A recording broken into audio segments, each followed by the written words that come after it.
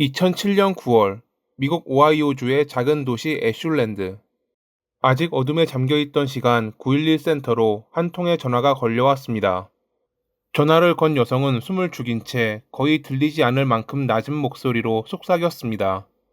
도와주세요. 그는 자고 있어요. 지금이 아니면 못 나가요.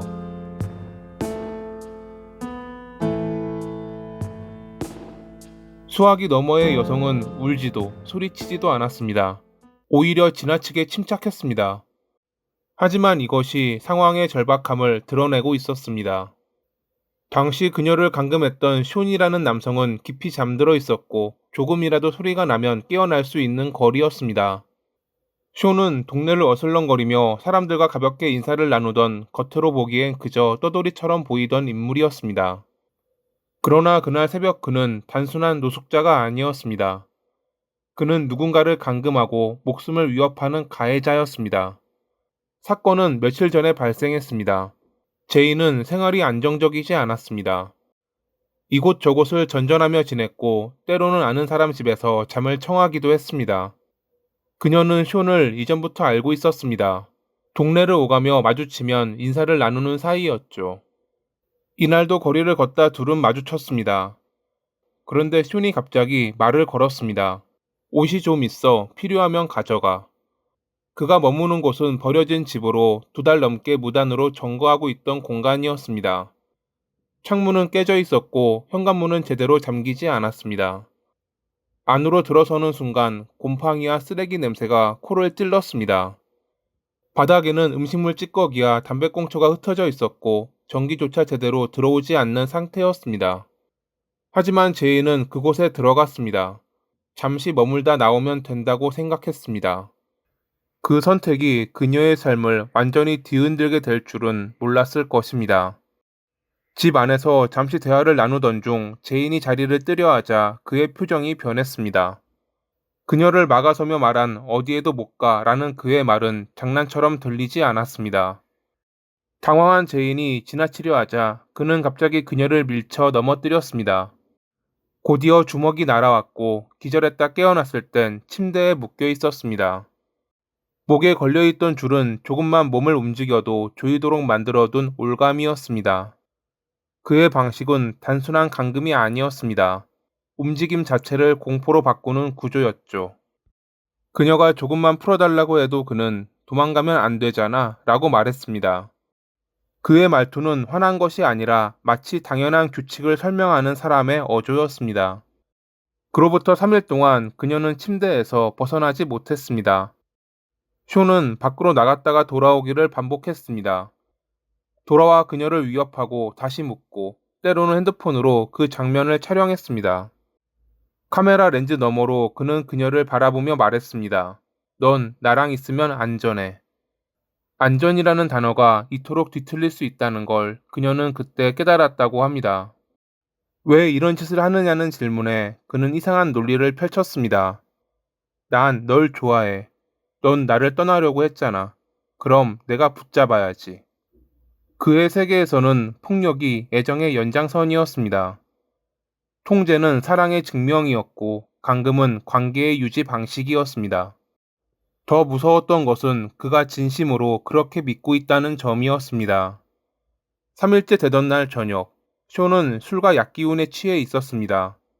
그때 갑자기 핸드폰 알람 소리가 들렸습니다. 짧은 전자음에 쇼는 뒤척였지만 다시 깊이 잠들었습니다. 소리가 나는 침대 옆을 바라보던 제이는 지금이 아니면 기회가 없을 거라 생각했습니다. 부상 때문에 멀리 달아날 수 없었기에 911에 도움을 요청하는 게 가장 낫다고 판단했습니다. 그녀는 그가 확실히 잠들었는지 확인한 뒤 조심스럽게 손목을 비틀어 느슨해진 부분을 찾았습니다. 고통이 밀려왔지만 멈추지 않았습니다.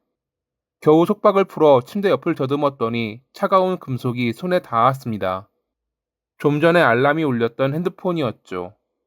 그녀는 몸을 최대한 낮춘 채 방문 근처로 기어가 통화 버튼을 눌렀습니다.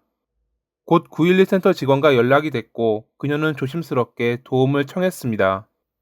주소를 알려달라는 말에 그녀는 정확히는 모르지만 여기까지 오는 동안 보았던 표지판과 도로명을 말해주었습니다.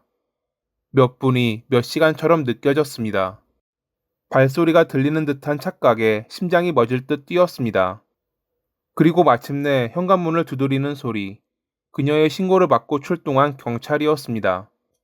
그렇게 쇼는 체포됐습니다. 당시 그는 크게 저항하지 않았습니다. 오히려 혼란스러워하는 표정이었습니다. 왜? 우린 괜찮았잖아. 그의 말은 현실과 동떨어져 있었습니다. 그런데 사건은 여기서 끝나지 않았습니다. 경찰은 집 안을 수색하던 중 이상한 냄새를 감지합니다. 곧 그들은 냄새가 나던 지하실의 벽을 파냈고 안쪽에서 여성 시신 두 구를 발견했습니다. 그 집은 단순한 감금 장소가 아니었습니다. 이미 오래전부터 누군가의 마지막 장소가 되어 있던 공간이었습니다. 조사가 확대되면서 몇 달 전 오하이오의 한 도로에서 발견된 여성 유골 사건이 다시 조명됐습니다. 당시엔 신원도 알 수 없었고 용의자도 없던 사건이었지만 쇼의 동선과 증거물들이 맞물리기 시작했습니다. 이 밖에도 다른 두 건의 살인 사건에 대해서도 그가 범인임을 가리키는 단서들이 발견됐죠. 그는 여러 여성과 접촉했는데 대부분 사회적으로 고립된 사람들이었습니다. 일자리가 불안정하거나 주거가 안정되지 않은 여성들. 그는 그런 이들에게 접근했습니다. 친절하게 말을 걸고 도움을 주겠다고 말했습니다.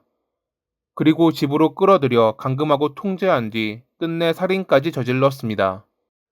1976년 8월 8일에 오하이오주 메리언에서 태어난 그는 어린 시절 어디에서나 볼 수 있는 평범한 소년이었습니다. 친근한 성격의 한 여성 지인은 모든 여자가 숀을 좋아했다 라고 회상했습니다.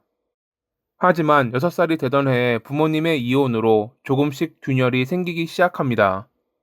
그는 학교에서 여러 문제를 일으켰고 유급까지 했습니다.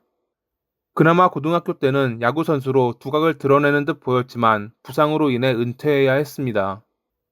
그는 자신의 불행을 모두 이혼한 어머니 탓으로 돌렸습니다. 어머니를 살해하는 망상을 품을 정도로 말이죠.